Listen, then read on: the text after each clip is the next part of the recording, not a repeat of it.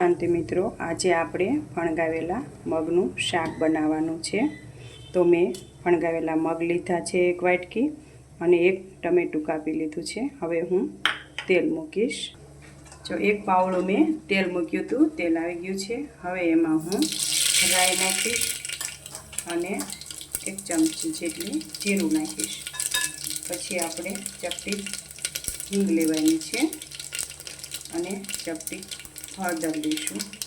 પછી આપણે એમાં જે આ મગ હતા એ બધા મગ નાખવાના છે। એમાં આપણે બધા મગને ફણગાવેલા છે એ નાખી દઈશું। આ રીતે આપણે જો આ બધાને મિક્સ કરી આવવાનું છે આપણે આ રીતે। હવે આપણે એમાં 1 ટમેટું નાખીશું અને આ મીઠો લીમડો એમાં નાખવાનો છે। આ મારા બગીચાનો છે, મેં ઘરે વાવેલો છે। આ રીતે આપણે 1 મીઠા લીમડાની તીખી નાખીશું અંદર અને ધાણા જીરું પાવડર 2 ચમચી નાખવાનો છે। અને હું તીખું બનાવવાની છું આજે, તો હું 3 ચમચી મરચું લઈશ એમાં। આ રીતે બધું આપણે મિક્સ કરી લેવાનું છે।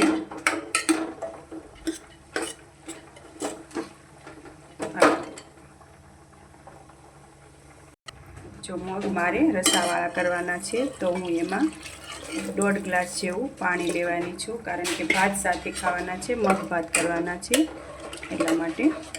જો આ રીતે આપણે હવે એમાં 2 સીટી કરી લેવાની છે। જો આપણે આ ફણગાવેલા મગનું શાક તૈયાર થઈ ગયું છે। આ રીતે આપણે રસાવાળું રાખીશું। જો આ આપણે ભગવાનને ધરી દેવાનું છે।